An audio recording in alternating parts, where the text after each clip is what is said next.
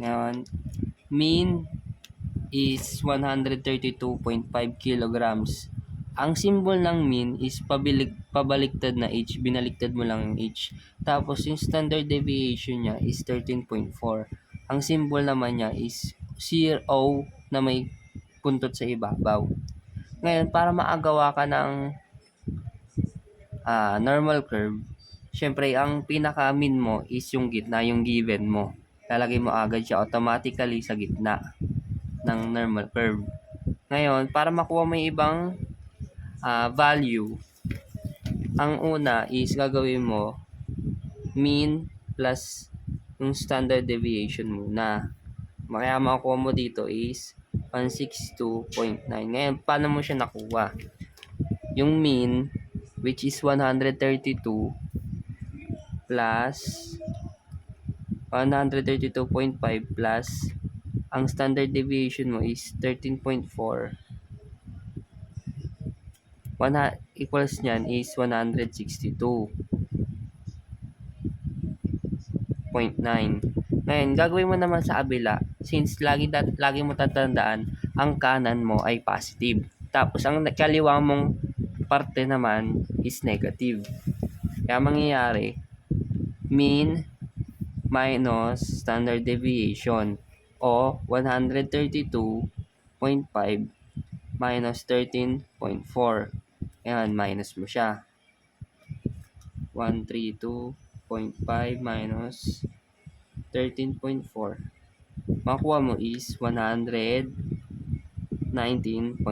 Sa ilalim mo siya ilalagay Hindi ko lang siya nailagay. Yan. Ngayon, meron pang makakasunod na value yan. Pero ang gagawin mo naman, yung standard deviation is, ito times mo naman sa 2. Kaya mangyayari, ang equation mo is mean plus 2 standard deviation. Kaya ganito mangyayari.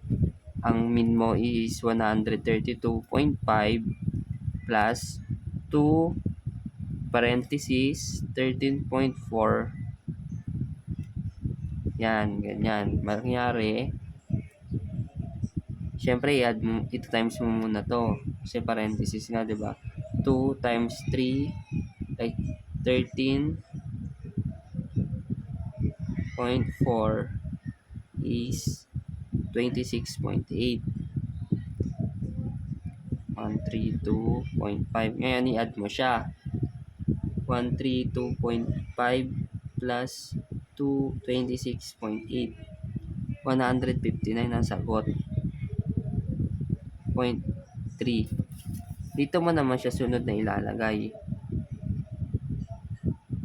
Ganon din sa kabila. Pero imbes na addition ang gagawin mo, i-minus mo naman. Kaya mangyayari, ang equation mo ay mean minus 2 standard deviation.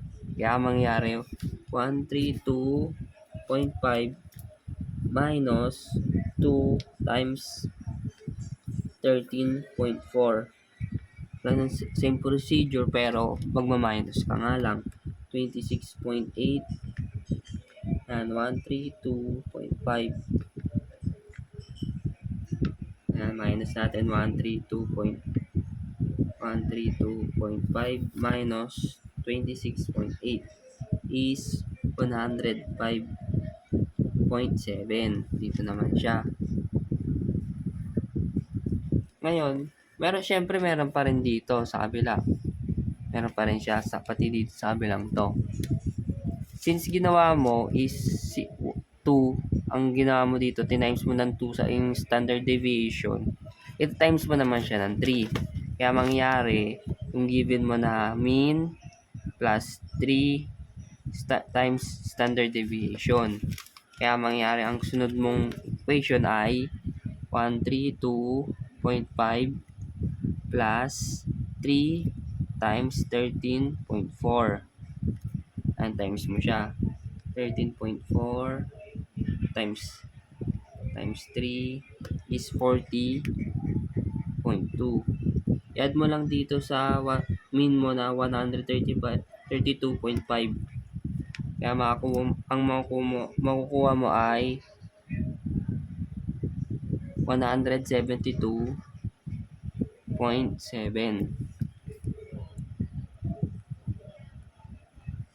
Ngayon, same procedure din sa kabila. Pero ang gagawin mo naman dito ay ima-minus mo ulit. 100. Kaya ang equation mo ay mean minus 3 times standard deviation o 132.5 minus 3 times 13.4. Since nakuha na natin yung product ng 3 times 13.4, i-minus mo na lang.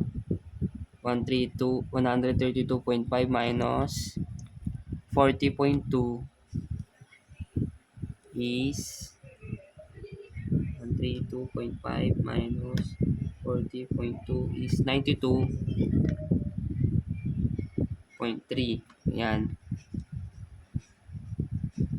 Ito na yung mismo mga value ng curve mo. Lagi mo tatandaan na yan to. Yung equation mo. Pinakakaliwa mo ay mean minus 3 times standard deviation. 3 mean minus 2 times standard deviation. Tapos ganun ulit. Pero wala na since matik na agad yan na may 1. Ngayon, yung mean mo sa gitna, since sa kaliwa mo ay negative, gagawin mo naman positive sa kabila. Standard deviation, yan, plus 2 standard deviation times standard deviation 3 standard deviation. Ito lahat ng mga procedure na gagawin mo para makakuha ka ng normal curve.